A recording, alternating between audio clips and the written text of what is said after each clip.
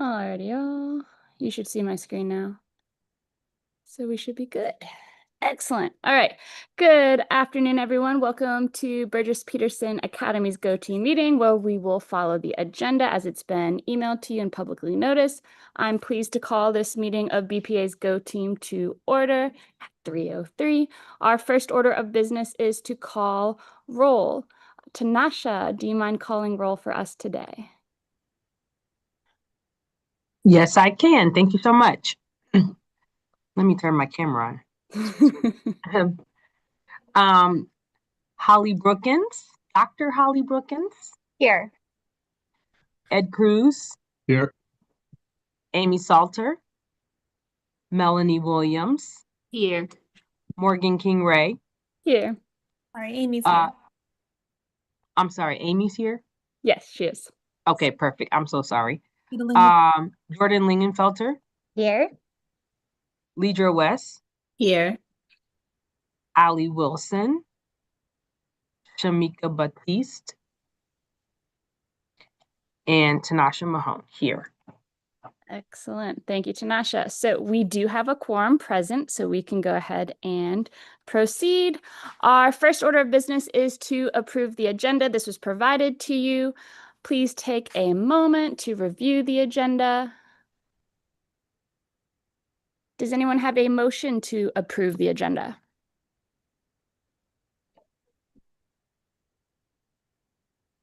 I make a motion that we approve the agenda. Thank you, Tanasha. Do we have a second? I second. Thank you, Jordan. All in favor, please say aye or raise your hand. Excellent. All opposed, please say nay. Any abstentions? Good to go. Alrighty, now we will approve our meeting minutes from the last meeting. The minutes were provided to you all. Are there any corrections from the meeting minutes that we shared? Alrighty, if there are no corrections, may I have a motion to approve the previous meeting minutes? I move to approve. Thank you, Melanie. May I have a second? I second. Thank you, Leidra. All in favor, please say aye. Raise your hand. Excellent. And all hands are raised, so no abstentions or nays for opposing. So we will go ahead and move into our discussion items on the agenda. Our agenda item for discussion is the budget feedback presentation. Dr. Brookins, as our principal today, is going to walk us through our proposed school's draft budget. This was shared with you all before the meeting, those slides. So if you want to reference the slides at any point, please feel free to review those. After the presentation, we'll have a discussion about how the budget aligns with our school strategic plan. And from the Go team, as we review the budget, it's important to focus on how any adjustments from the district's baseline funding support our school's goals. It's an opportunity for us as a Go team to provide feedback and ensure that us as a school, that we're making the most of our available resources. So with that introduction, Dr. Brookins. Hello, everybody, and welcome to our Go Team meeting. Thank you for being here today. Okay, so you can see where we are right now. We're in our feedback meeting. The next step will be that Audrey Sofianis, our Associate Superintendent, will review everything. I will then have February 24th, I believe, a staffing conference with HR and our strategic staffing director, Dr. Levitt, to take a look at what we are proposing. And then finally, step 7 is where we will finalize our budget. That will be on by March 13th. Okay, so here we are. Here's our strategic plan that we had worked through together and approved. I think we have been over this in depth. Okay, and then here's our ranked objectives. This is what we did, I believe, a couple of meetings ago. So taking a look at, knowing that all of these objectives are important, of course, but how we want to rank them in order of priority here at the school. And as we work through our budgeting process, making sure that as we're allocating our resources, making sure that it's aligned with our objectives. Okay, so taking a look here, I pulled out some of the bigger ticket items that we were going to be taking a look at. And as you know, one of the big buckets is sparking student curiosity. So this really aligned for us with our objective of offering a wide variety of academic and non-academic programs in support of IB. So with that said, one of the things that I noticed that as I kind of have gone through the school year, something that I feel that would be a real benefit for us at the school is adding a teacher, a certified teacher in our technology lab. So we currently have a wonderful paraprofessional in there, but the next step, I think we need to take it to the next level in terms of our programming with technology and really continue to move our students ahead. So the thoughts around that are that this will be a really state-of-the-art technology lab, but we want to weave in writing, creativity and critical thinking, and math skills throughout everything that is happening in that technology lab. The preference would be that it is staffed by a gifted endorsed teacher, of which we have many, but a gifted endorsed teacher, so that way those all of our kids are being touched throughout the day by those strategies. And I think that having a technology lab would be a really great way to be able to do that. I think there's lots of opportunity there. The other thing is, you know, we've been talking throughout the year that writing really is an area for us that we want to continue to focus on as we look at our literacy, really embedding that writing there. And to be able to infuse writing into a technology lab, I think would really be of benefit to our students. So that is an area, that is the one main addition that I would like to add here as we think about our budget. The great news is with our budget, we will not be abolishing, we don't have to abolish any positions. So there will be some repurposing, but we will be adding this STEM teacher.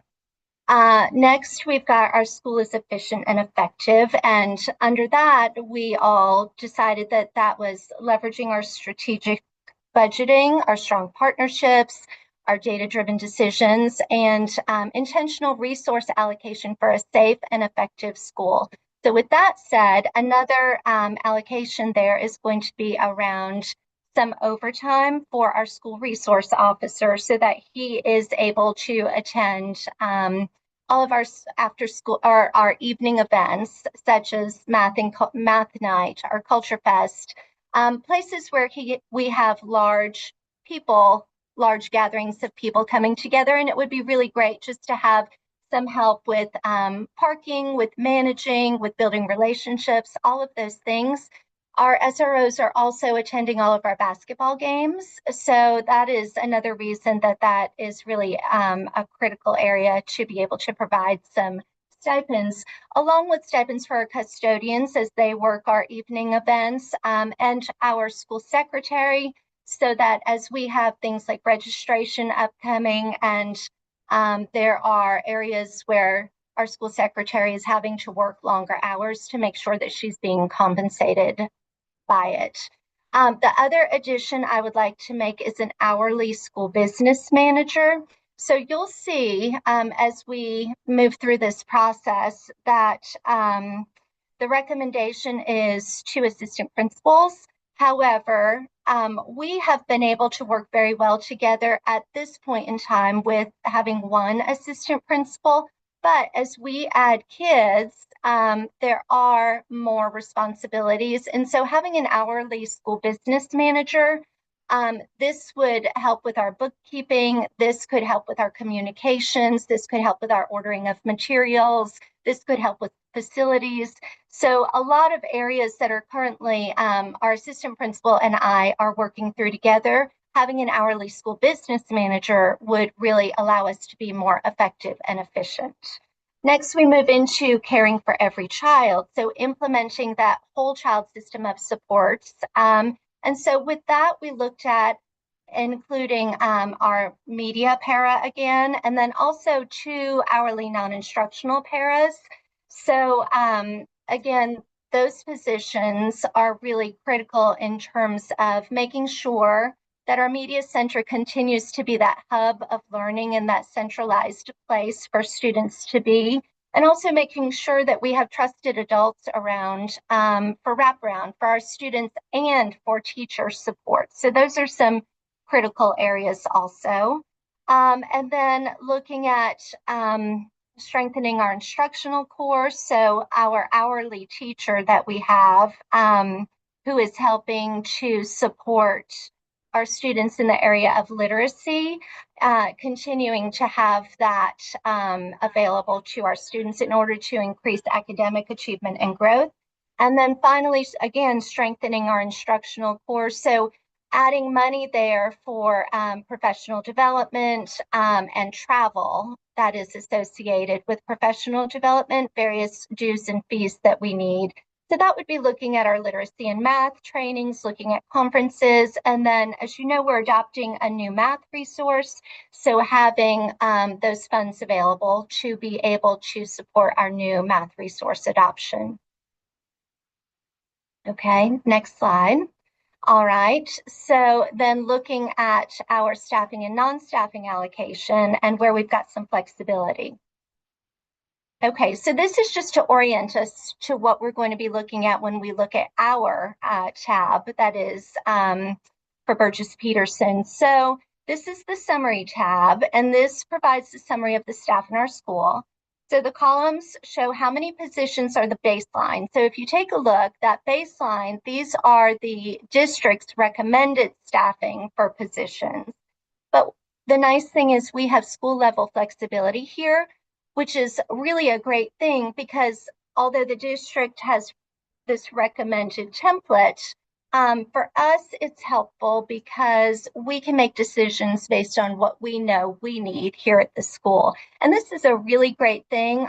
In my former district, we did not have this kind of flexibility. So I'm very grateful to have this here at our school, in our district. So the next column is the staffed column. So this column is going to show how I'm proposing that we allocate our staffing for the 27 school year.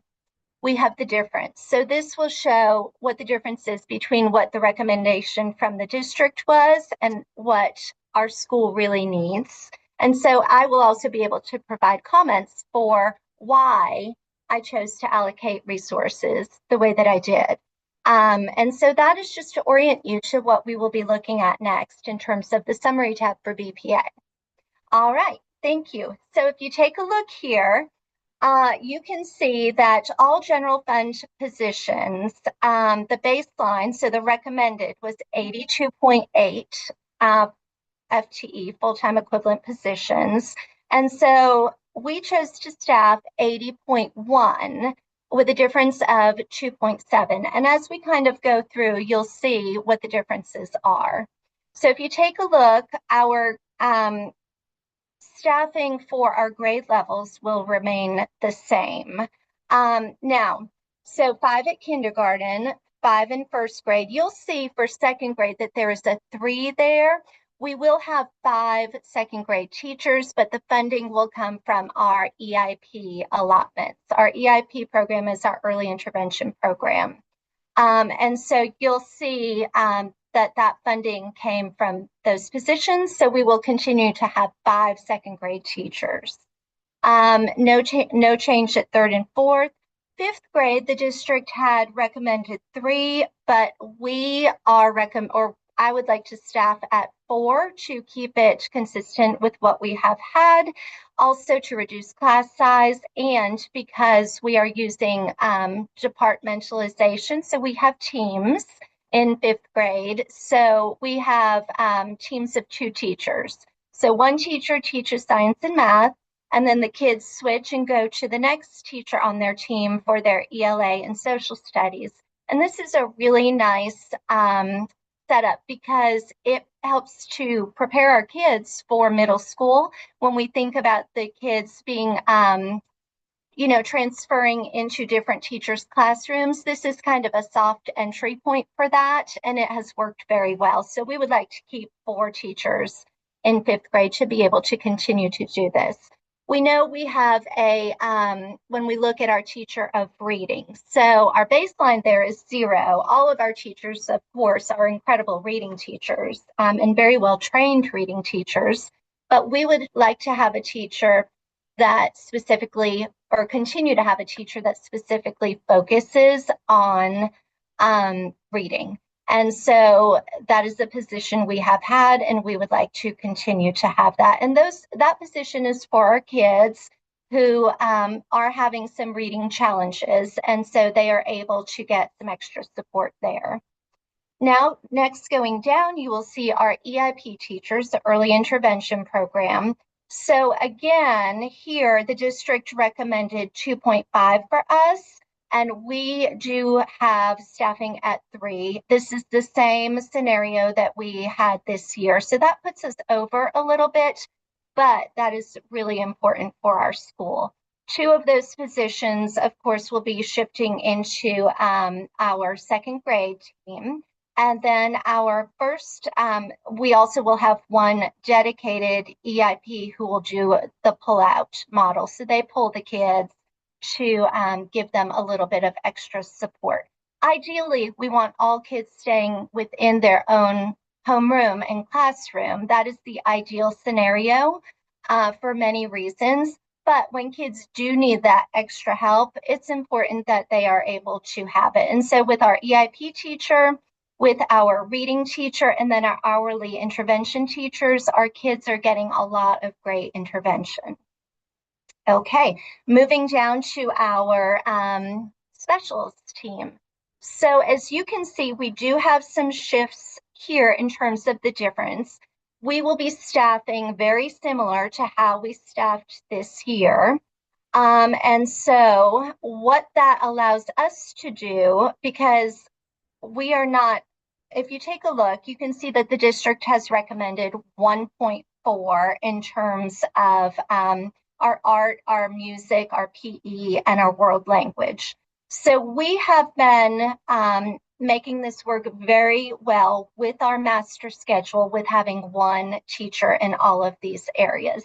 At some point, if we continue to grow, we can look at adding additional staffing in these areas. But for right now, with our master schedule, it works beautifully. And so there really is no need to add any additional in that area. We also are taking a look at our gifted team, or our gifted allotments. So you can see the baseline is 5, and we staffed it at 2. Here is the reason why, and this is the same as it has been this year. We have, I believe, 23 of our staff members who have the gifted endorsement. And IB does not allow for the pull-out model because it really is much better for our students to be within their own classrooms and their own classroom learning community, as opposed to being pulled out for what is called a resource model. So with that being said, we did choose to continue to have the 2 gifted team leads in their role. And we were able to shift some of that into the homeroom teachers because we do have so many of our teachers gifted endorsed. So that gives us a little bit of flexibility there. And I will say that the lead teachers, that helps with improving our gifted and talented development. And this year we are testing based on the screening. We're testing 226 students for gifted. Last year, Morgan, how many did we test last year? About 175 or so. 175. Yes. So that's a heavy load for the gifted teachers because those 2 leads are administering a good bit of the testing. And there's a lot of paperwork that goes along with the gifted program as well. So it is critical that we have those two teachers in the lead role there. But we are fortunate in that so many of our homeroom teachers do have a gifted endorsement. So we use the cluster model, which is research-based and an excellent model. Okay, moving on. All right, and then here you can see our exceptional ed and how we are staffed. And so there is no difference here. Okay, so we've got, as you can see, 16 paraprofessionals, 11 in exceptional ed, and then our 5 kindergarten paraprofessionals, of course. Okay. Let's see, moving on. Okay, here's our next tab. So we've got our school administration. So of course, we've got one principal. They recommended 2 assistant principals. So at this time, we are able to manage effectively with 1 assistant principal. However, that is where that school business, the hourly school business manager role comes into play. That will be very helpful in taking some of the duties off of our plates so that we can really focus on instruction. And so that allowed us to have some flexibility with our funds that we are able to use for other staffing. And then right here, the bookkeeper role, that will roll up into an hourly school business manager role, just in terms of being able to help with other tasks and tasks that will allow us to be more effective and efficient in our role as administrators. And we still, of course, have our school clerk up at the front office and our school secretary. Okay, looking at student and school support. So as you can see, we do have the district recommended 2 counselors. We are going to staff for 1, just as we have in the past. That may be an area that we will look at down the road as we continue to grow.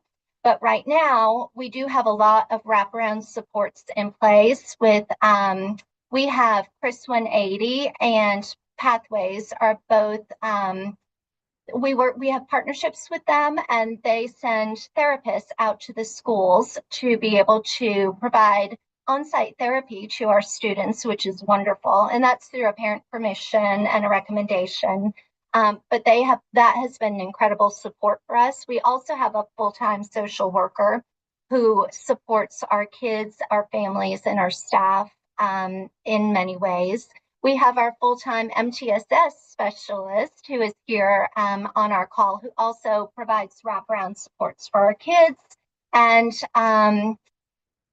so that is where we are there. Then we did add, just as we did last year, so this is the same as last year, we've got our math coach. Our math coach, of course, supports math instruction and is really critical to the instructional piece here at our school. And then moving down, we have our signature program coach, that is the IB coordinator. And as part of IB, we have to have an IB coordinator. So that role supports our IB program.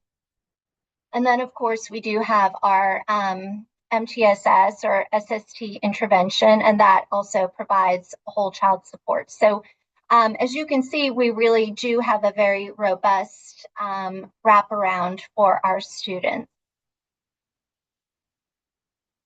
Okay, next slide. Okay, so now we're going to move into our non-staffing tab. So just to orient you for this. So we are going to be taking a look at how funds are allocated for non-staff items in the school. So we have flexibility here also. So to just kind of go through what the columns are. So we've got the district's recommendations, of course. We have the allocation, so how I'm proposing that we allocate that line item, and then the difference, what it looked like last year versus what it looks like this year coming up, and then any notes. So I will just kind of talk through these pieces and then we can discuss. Okay, So taking a look, of course, we have our reserve, $134,000 there. And so once we know whether we have hit our projected enrollment, then there will be a process for those funds to be released back to the school. As we kind of talked through a little bit, I did put money into overtime for our school secretary, our custodian, and our school resource officer. So there we are with that. And then let's see, also we have some differences. So our contracted services for professional development. So that really is trainings that come in and work with us. So thinking about our partnership with REAP, Reading is Essential for All People, that allows us to continue to fund things of that nature. And then, of course, we have various web-based subscriptions. So that would be IXL, Reflex, Pebble Go, Pickup Patrol, S'more, any of those subscriptions that we use. And then we do have signature programming travel. So this would be travel, conferences, and things that are strictly through IB. So to support our IB program. And then I did put a good bit of money into our materials and supplies. So this allows for whatever it is that teachers may need throughout the year, whatever we need throughout the year to support instruction. So we've got some money in that bucket. Then we have, of course, our media supplies remaining the same. So dues and fees, this is IB again, and these are our IB fees that we pay to be part of the IB community. And then looking at our academic stipends. So academic stipends, those are provided by the district, in fact, and those are our grade level leads, our debate club, and also our campus-based mentor. And so that is the person who mentors new teachers coming into our staff. And then I put additional money into teacher stipends, staff stipends also. So the reason I did that is because as I did the coffee, well, a couple of reasons. As I did the coffee chats, I was hearing from families that there is a desire for more clubs at the school. But what I explained to them is that when we do have clubs here, oftentimes our teachers are giving of their own personal time freely to be able to do that. And so I would like for us to have robust club offerings on days other than Wednesdays, other than our tutoring days. But I would absolutely like to be able to compensate our teachers and our staff for their time. So I would like to create a process so that if teachers or staff would like to host an after-school club, they do a proposal and submit it, and we can have a team vet it and then make the determination as to whether that would be something that we would want to have here at BPA, and also have a stipend for them to be able to do that, but on a day other than a Wednesday, so that students can go to tutorial if they need to. Okay, so I think that does it for our staffing up, just about. So here is our hourly staff. So no changes there. And then you can see in the red, that is just the FICA for the hourlies. Okay. All right, now you can see kind of laid out how we are spending our money. So 78% of our money is being spent on instruction, and that's what we want. We are a school, that's why we're here, to support our kids and to, prepare them for the world. And so we have a good bit of our funds going into instruction, and next is our pupil services. So of course that is important also. Those are our wraparound services. And you can take a look and see the layout there. This would give us 80.10 FTE. So 80 full-time staff members approximately. Okay, okay. Do we have questions up to this point? I know that was a lot of information. One, Yes. just about your plan to staff the technology classroom with Yes. a gifted teacher. Yes. Would that leave any room? Because I know right now that that classroom is currently taught by someone who's like in a parapro position. Yes. Would there be room to keep her in that position as a parapro for the technology classroom? Probably not for that classroom, but shifting into a non-instructional support role that we have some other needs just in terms of supporting kids in other ways. So that would be where that role would be shifted. Okay, got it. Okay. Thank you. Any other questions? I have a very specific question. Yes. The SRO, when we were just looking at it, said $4,000 was suggested. Is Yeah. there a reason why we're doing less than that at 2,000? You know, I was looking at that too. I think we probably do need to up that to the 4,000 just in thinking about adding in the basketball games.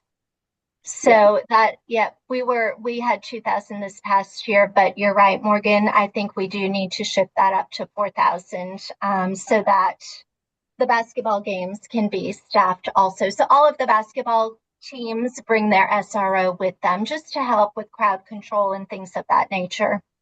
So yes, we can make that shift. And then for the teacher stipends, Mhm. can we consider giving our ELT and our MTSS a stipend for working extra days in pre-planning and post-planning? Could that So money come from there?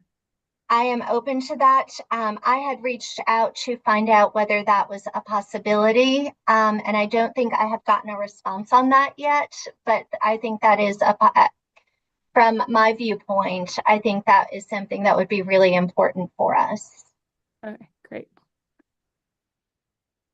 Thank you for lifting that up. Any other questions? All right, just one more. Yeah. I know that now Burgess is going to be having a pre-K classroom next year. Mhm, Does the mhm. pre-K classroom not have to be, um, no funds from this budget have to be allocated for that? Is that all taken care of separately by the That's district? right. Yes, that is funded differently. And so that would not be part of this budget. Although, you know, some of of course, we will, provide some materials and supplies and things that are needed because they are all of our kids. But yes, in terms of staffing and things of that nature, that is funded separately. Thank you. Anything else? Dr. Brookins, I'd like to ask a clarifying question. Yes. So in terms of hearing back around the stipends, Mhm. I guess a question that I'm lifting up because our school has grown in population and it's almost impossible for the MTSS and the ELT to do the work at the same time as staff returning when so Yeah. much preparation has to be done before. Mhm. Will there be other options to explore if the answer from the district is still a no? We will try to make that work, Tanasha. Let me just get some more information there. Okay. And then Okay. I wanted to ask, when we were looking at the staffing, Mhm. I had to print these out because this is my first time really looking at it closely. I apologize, been very That's busy okay. last couple of days. Yeah. But I think it was the teacher tutor, is that what we currently already have? Yes. So that is, yes. So that is the hourly teacher tutor that we have always had. We will continue to have that. Okay. And then if you go to the reserve slide, Morgan, that's our next order of business to look at too. What I did here was I added in the second hourly teacher tutor again. Okay. So that if we get those reserve funds released to us, we will, just like we did this year, we can add back in, what I would like to do is add back in the hourly teacher tutor. And then also adding back in the parent engagement liaison. Awesome. Thank you so much. You're welcome. Okay, so take a look here. So here's our reserves. So we've got about $134,000. I think pretty similar to what we were working with this last year. So in terms of strengthening our instructional core, and so again, that would be adding in the hourly intervention tutor like we did this past year. And I think it's okay to wait a little bit to add that in because we have a lot of screening happening in the beginning of the year, and this will help us to really pinpoint where the need is and then be able to add the support person there. And then, of course, putting more money into our materials and supplies so that we can continue to support instruction. I think supporting our technology lab, I've been kind of thinking about calling it an innovation lab, but I'd love to have some feedback there. But we are going to want to also, I would like to spend a good bit of money on that lab so that we're really bringing that into the future and really creating kids and students who are prepared and ready for all aspects of their future. So again, to enhance the offerings in there, but add in writing to everything they're doing. But I was envisioning things like doing robotics and just all kinds of great things that could be happening in there. And then taking a look again, adding back in our hourly parent engagement liaison, just to continue to keep parents informed and engaged.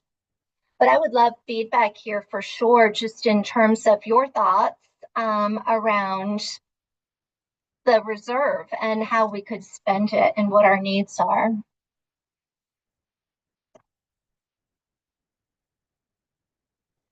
Anyone have any thoughts on the reserve? Dr. Brookins, do you have a figure for, just based on what you have outlined here, what the difference that maybe isn't already allocated, or is this the total sum? That's the total sum, but this is not set in stone, and I think it would be a great thing for us to have discussion around.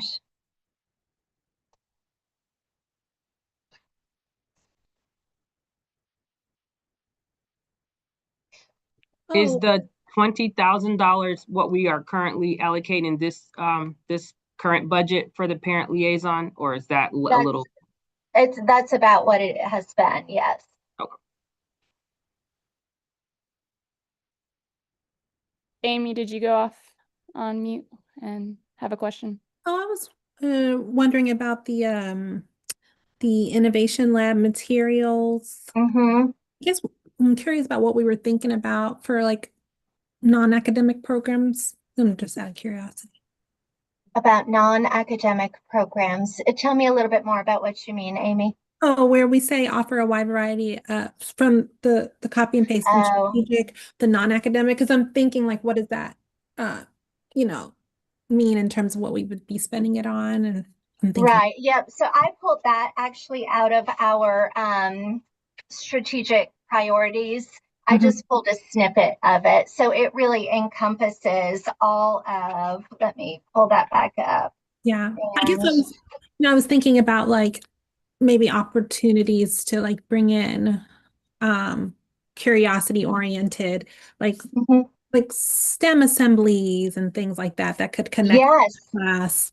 Absolutely. Going with that comment.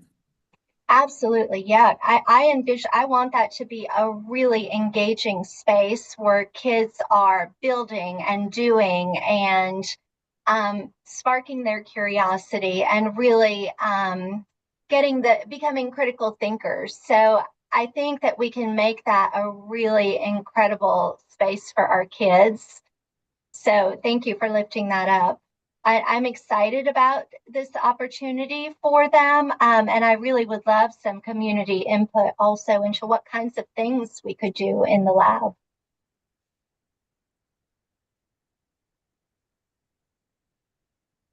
Would this be an opportunity to maybe do AI, some type of AI focused training, or is that too soon for them? Well, So perhaps some, as we're thinking about our kids and the world that our kids are entering, there may be some opportunities there too, Ed. I think the sky's kind of the limit when we think about what an innovation lab could be. I think if we get the right person in there, I think it is going to be a really incredible space for our kids. And I'm very, very excited about the opportunities and how we can reimagine kind of together that space.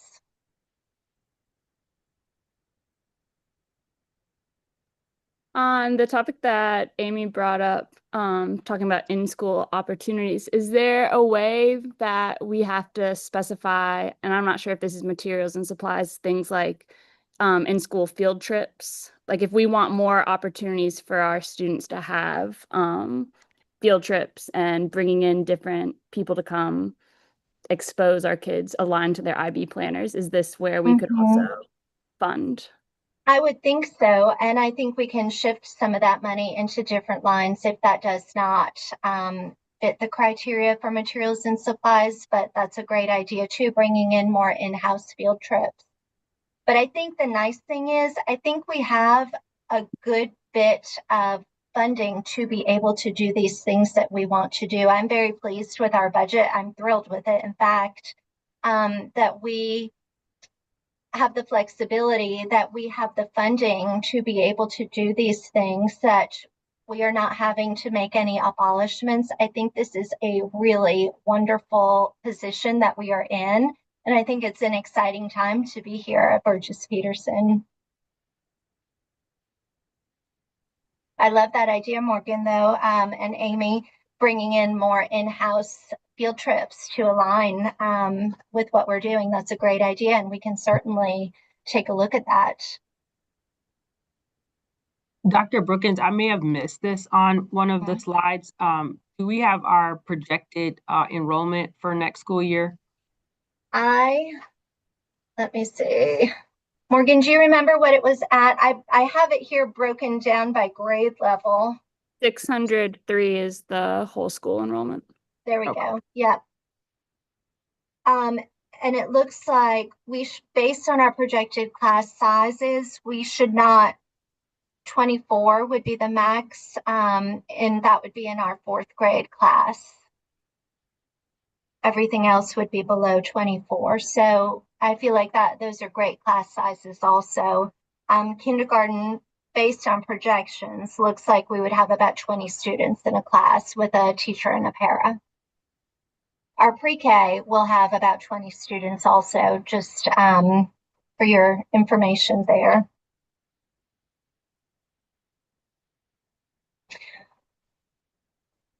Okay.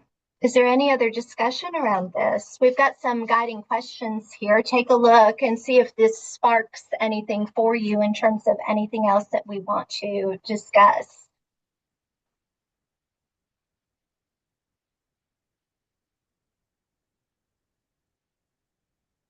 I feel like we're aligned with our strategic objectives, and I feel like this will really lead to us achieving our goals. Adding, we've got a couple of new positions being added. So that would be our innovation lab teacher, and then our hourly school business manager. So Dr. Brookins, how does the school business manager role already work? Is it being shared and now we're getting a dedicated role for it? That's a great question. We don't have a school business manager. So that is a position that that schools can choose to add. We don't have one here. It is an administrative role. We don't have one here. We have kind of spread those duties out amongst the bookkeeper and the really many staff members. So this will really just help to streamline that process for us and allow us to be able to function with one principal and one AP. But does that mean we'll still have the bookkeeper role, or will all that be transferred over to the? Yeah, so we currently have an hourly bookkeeper role, but the bookkeeper duties will shift into the school business manager role.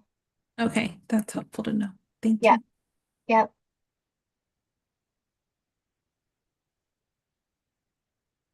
Are there any? Yeah, go ahead, Sorry, Tanisha. Dr. Brookins. Yeah. So where the school was allocated two assistant principals, and of course, Mhm. like the bookkeeper or not bookkeeper, the business manager is part-time. Did I see Yes. that correctly? Yep. Or Hourly. hourly. Okay. Mhm. So the additional funding from the AP role, was that what you just considered in the reserve fund, or how did we make up the No, difference with, no? that's a good question. So the reserve fund is money that is held back from our budget. We cannot keep it all unless we hit our enrollment projection. So that money, if we hit our enrollment of, what was it, 603, Morgan? If Yes. we hit 603 students enrolled come the fall, then after a length of time, that money is released back into our budget. And that's what happened this year. So we hit our projection. The money was released back to us. And so we were able to, as a Go team, determine how we were going to spend that money. And that's where we got our hourly teacher tutor and our parent engagement liaison. I think I added money into overtime again for some of our staff. And we put more money into materials and supplies. Yeah. All right. Any trade-offs that you see?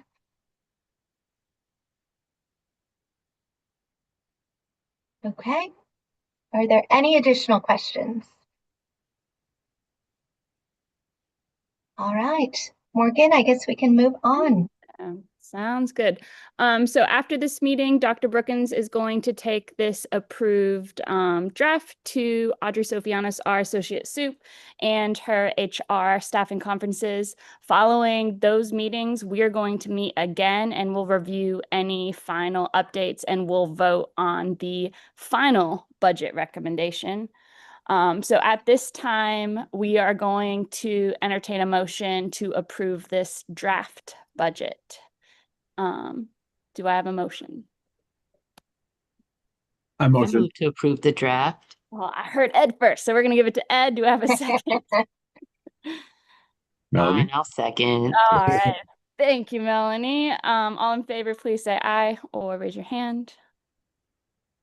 All right, looks like we are good. No nays or abstentions at this time. So at this time, again, we just talked about this, where our meetings are. We're going to go ahead and get into our principal's report as our first information item. Okay, so my first informational item for you is to tell you a little bit about our new site manager. So that is Mr. David White. As you know, he is the retired principal from Burgess-Peterson, and he applied. We had our site manager retire in January. And so when the position was posted, Mr. White applied and went through a very rigorous interview process. And facilities was involved. We had some staff involved, and he rose to the top. And so we are welcoming Mr. White back here. He started, I think, Tuesday. And I am so thrilled to have him here. It has really been wonderful.